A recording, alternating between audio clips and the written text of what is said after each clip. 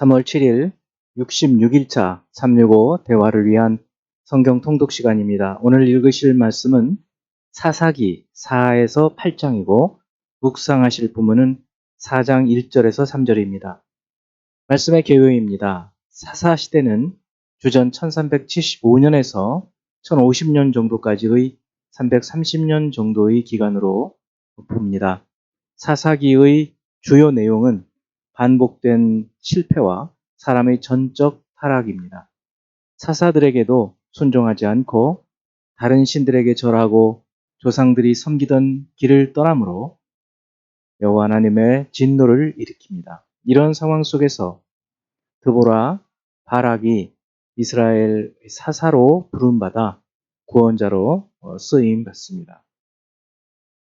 4장 1에서 3절은 사사 에훗의 사후 가나안 야빈에게 압제당하도록 하나님께서 허락하시자 이스라엘 자손이 부르짖은 것을, 4에서 10절은 에브라임 지파 드보라가 북부 지역 사사가 되고 드보라의 보냄을 받은 바락이 스불론과 납달리 사람들을 모아 전쟁하러 올라간 것을 말합니다. 11절은 겐 사람 헤벨이 게데스에 거주한 것을, 12에서 16절은 바락이 시스라를 격파한 것을 다룹니다.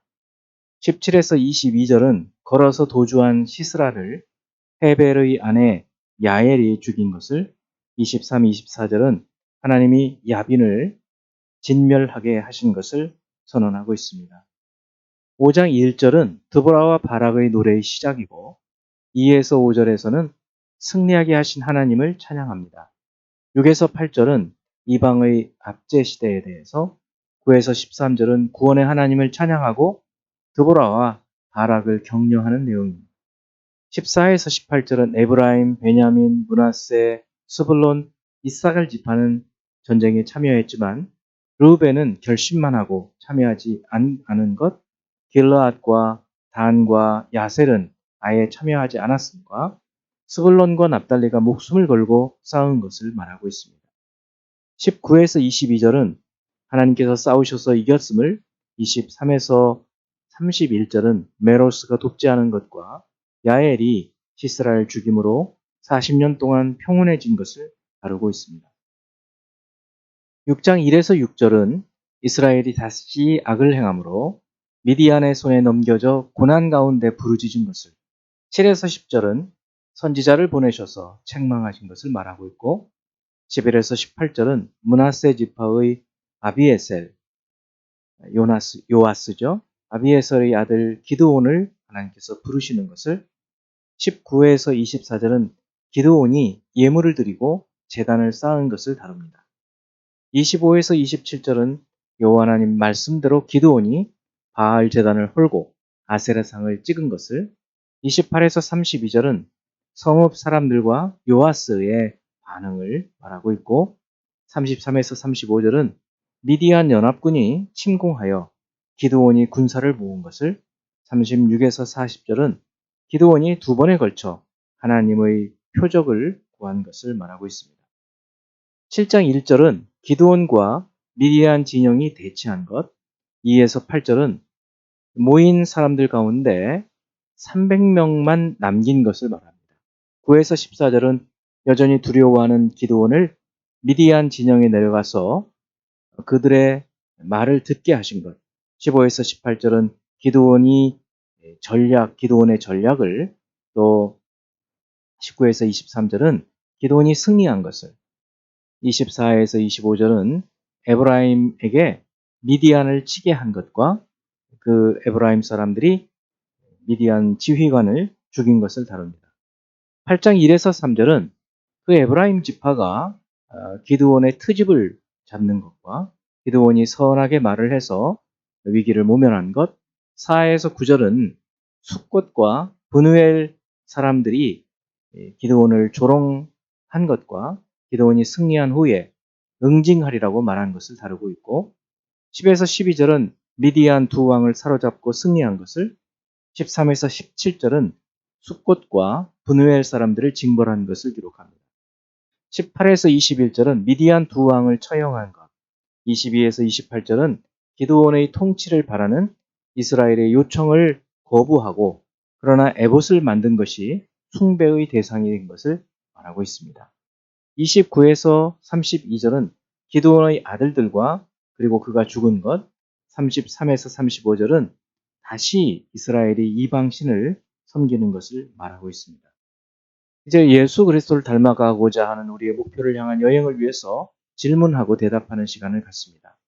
사사기 4장 11절 모세의 장인 호밥의 자손 중 겐 사람 헤벨이 자기 족속을 떠나 게데스에 가까운 사하나님 상수리 나무 곁에 이르러 장막을 쳤더라. 겐 사람들은 이스라엘 남방 유다 황무지에 거주했었는데 헤벨은 무슨 이유에서인지 북부 지방인 갈릴리 게데스 근처로 와서 거주하게 됩니다. 문맥과 관계없는 이 이야기를 하고 있는 이유는 무엇일까요?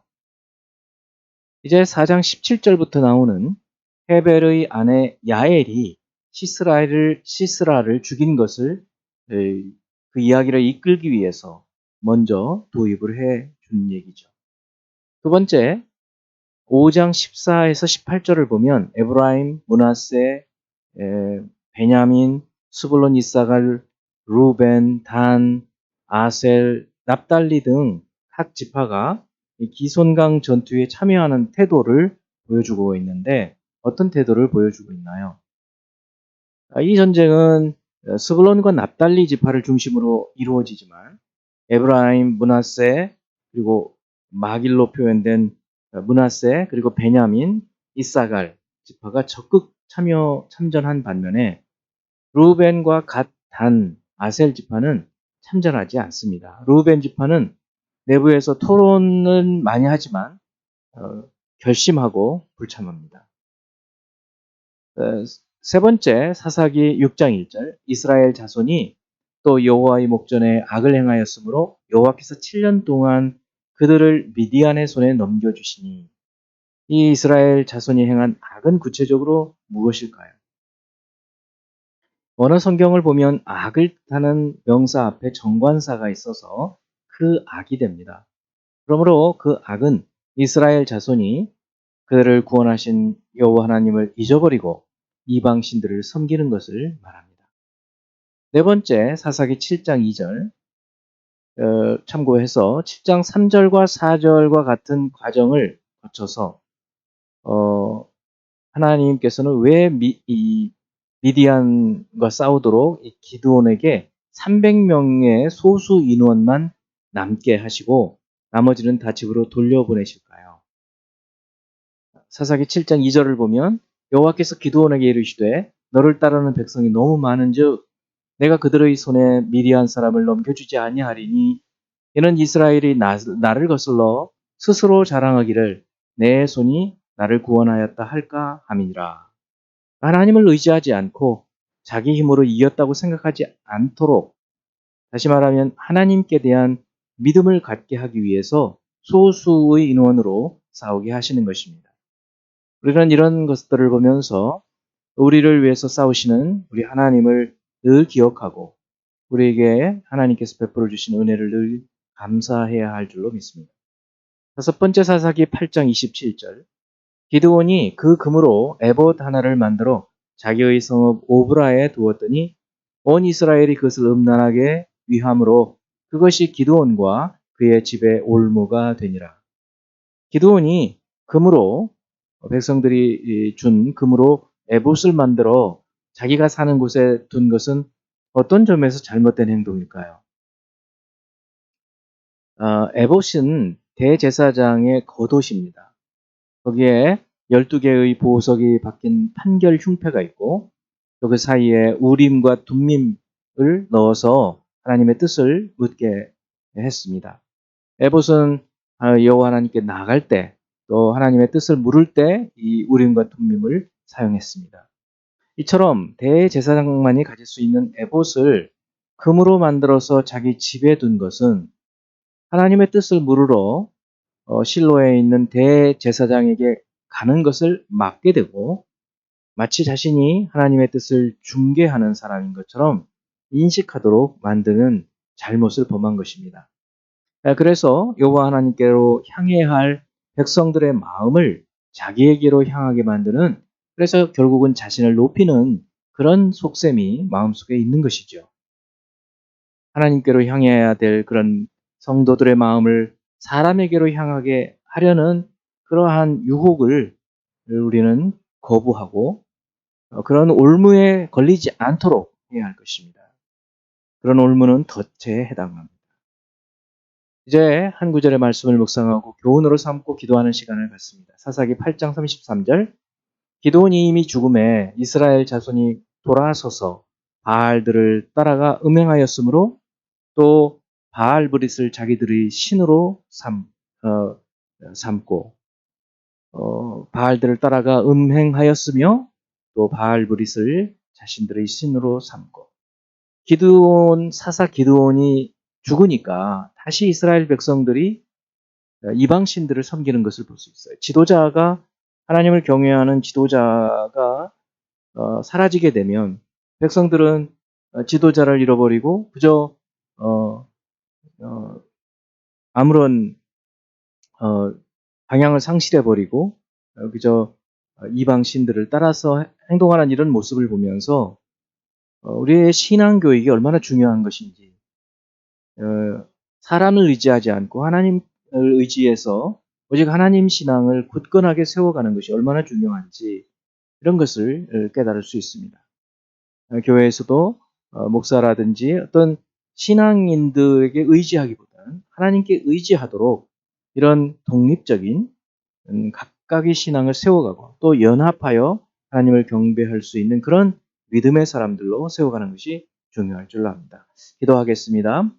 하나님 아버지, 사사시대의 이스라엘의 이 안타까운 모습, 하나님께 범죄하고 또 징계를 받고 또 부르짖고 고통 가운데 부르짖을 때 주님께서 들어주셔서 구원자들을 보내시고 또 평안해지면 다시 범죄하는 이런 죄의 악순환의 모습을 보면서 저희들이 그렇게 살지 아니하도록 주 예수 그리스도 안에서 굳건한 믿음으로 오직 하나님만 신뢰하며 나갈 수 있는 저희들이 되게 하시고, 저희만이 아니라 저희 후손들을 그렇게 가르칠 수 있는 저희들이 되게 하여 주옵소서.